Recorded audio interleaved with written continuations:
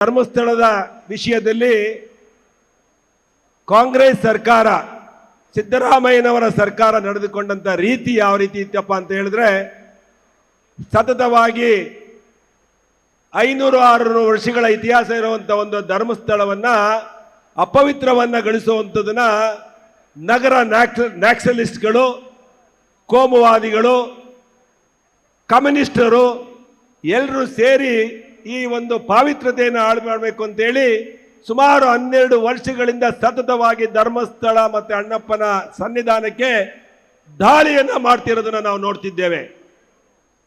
ಇವತ್ತು ಒಂದು ವಿದ್ಯಮಾನಗಳು ಈಗ ನಡೆಯುತ್ತಿರುವಂತಹ ವಿದ್ಯಮಾನಗಳನ್ನು ನೋಡಿದ್ರೆ ಒಂದು ತಿಂಗಳಿಂದ ಯಾರೋ ಒಬ್ಬ ಬರ್ತಾನೆ, ಒಂದು ಬುರುಡೆ ತರ್ತಾನೆ, ನಾನು ಧರ್ಮಸ್ಥಳದ ಆಸುಪಾಸಿನಲ್ಲಿ 100 ಹೆಣಗಳನ್ನ ಊತಿದ್ದೇನೆ, ಅವೆಲ್ಲವೂ ಅತ್ಯಾಚಾರಕ್ಕೆ ಒಳಗಾಗಿದ್ದು ಅಂತ ಹೇಳಿ ಆರೋಪವನ್ನ ಮಾಡ್ತಾನೆ.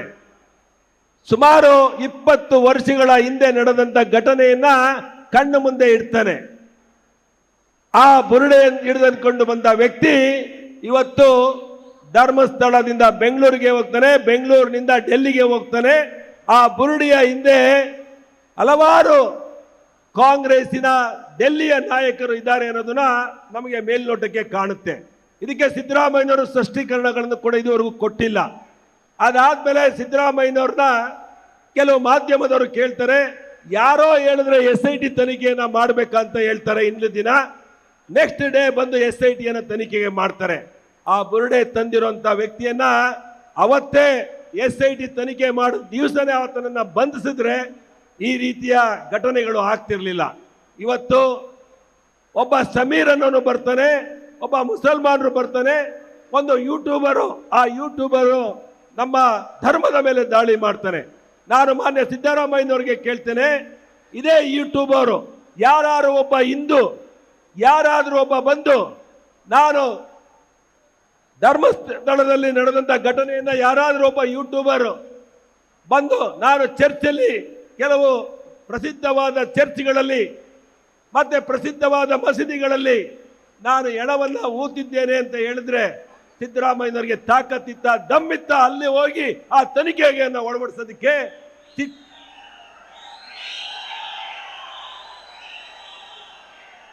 ಇವತ್ತೊಂದು ಚಿಕ್ಕ ಘಟನೆ ಆದ್ರೆ ಮುಸಲ್ಮಾನರ ಧರ್ಮದ ಬಗ್ಗೆ ಏನಾದ್ರೂ ಒಂದು ತಮ್ಮ ಧರ್ಮ ಗ್ರಂಥದ ಬಗ್ಗೆ ಮಾತಾಡಿದ್ರೆ ಹೋಗಿ ಪೊಲೀಸ್ ಸ್ಟೇಷನ್ಗೆ ಬೆಂಕಿ ಇಡ್ತಾರೆ, ಸಾರ್ವಜನಿಕರ ಆಸ್ತಿಯನ್ನ ಬೆಂಕಿ ಇಡ್ತಾರೆ. ಇವತ್ತು ಸಿದ್ದರಾಮಯ್ಯನವರೇ ಇವತ್ತು ನಮ್ಮ ಧರ್ಮದ ಮೇಲೆ, ಹಿಂದೂ ಧರ್ಮದ ಮೇಲೆ ಪ್ರಸಿದ್ಧವಾಗಿರುವಂತ ಪಾವಿತ್ರವಾಗಿರುವಂತ ಧರ್ಮಸ್ಥಳದ ಮೇಲೆ ದಾಳಿ ಮಾಡ್ತಾನಲ್ಲ ಒಬ್ಬ ಸಮೀರ್ ಅಂತ ಒಬ್ಬ ವಾಟ್ಸಪ್ ಅಲ್ಲಿ ಸೋಷಿಯಲ್ ಮೀಡಿಯಾದಲ್ಲಿ ಅವನು ಕೂಲಿಂಗ್ ಗ್ಲಾಸ್ ಹಾಕೊಂಡು ಒಬ್ಬ ಹೀರೋ ತರ ಕರ್ಕೊಂಡ್ ಬರ್ತಿರಲ್ಲ ನೀವು ಪೊಲೀಸ್ನವರು, ಅವನನ್ನ ವೈಭವೀಕರಿಸ್ತಿರಲ್ಲ, ಇಲ್ಲಿವರೆಗೂ ಅವನ್ನ ಬಂಧಕ್ಕಾಗ್ಲಿವಲ್ಲ. ನಮ್ಮ ಧರ್ಮದ ಮೇಲೆ ನಿರಂತರವಾಗಿ ದಾಳಿ ಮಾಡಿದಂತ ಒಬ್ಬ ಮುಸಲ್ಮಾನ್ ಯುವಕನ ಬಂಧಿಸಕ್ಕೆ ನಿಮ್ಗೆ ಯೋಗ್ಯತೆ ಇಲ್ಲ ಅಂತ ಅಂದ್ರೆ ಇವತ್ತು ಭಾರತೀಯ ಜನತಾ ಪಕ್ಷದ ಮೇಲೆ ಹೇಳ್ತೀರಾ ರಾಜಕೀಯ ಮಾಡ್ತಾರೆ ಅಂತ ಹೇಳಿ. ನಾವು ರಾಜಕೀಯ ಮಾಡ್ತಾ ಇದೀವ ಸಿದ್ದರಾಮಯ್ಯನವರೇ?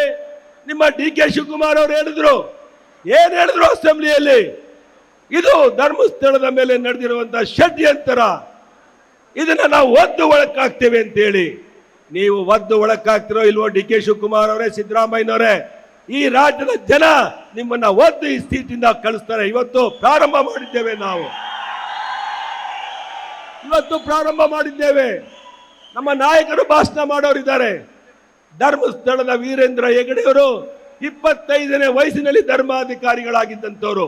50 ವರ್ಷಗಳ ಕಾಲ ಈ ಧರ್ಮಸ್ಥಳಕ್ಕೆ ಯಾವುದೇ ಒಂದು ಕಪ್ಪು ಚುಕ್ಕೆಯನ್ನ ತರದಲೆ ಧರ್ಮಾಧಿಕಾರಿಯಾಗಿ ಕೆಲಸ ಮಾಡಿದಂಥವ್ರು.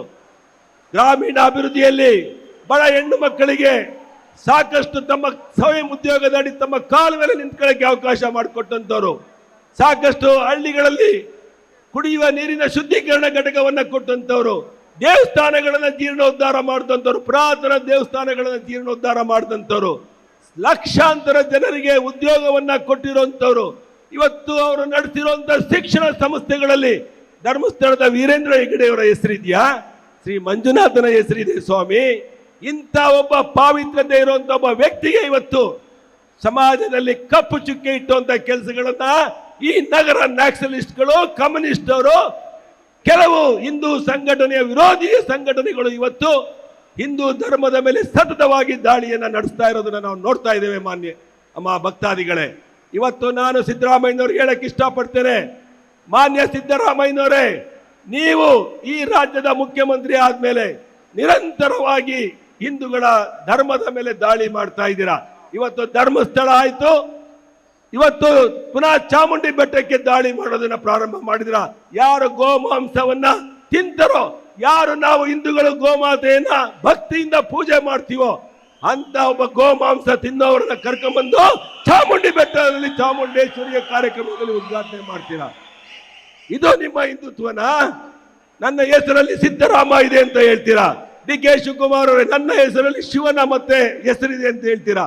ನೀವು ನಡ್ಕೊಳ್ಳೋ ರೀತಿ ಏನಿದೆ? ಕರ್ನಾಟಕದಲ್ಲಿ ಜನ 141 ಸ್ಥಾನವನ್ನ ಕೊಟ್ಟಿದ್ದಾರೆ ಅಂತ ಹೇಳಿ ಪದೇ ಪದೇ ಹಿಂದೂಗಳ ಮೇಲೆ ದಾಳಿ ಮಾಡ್ತಾ ಇದ್ದೀರಾ ನೀವು.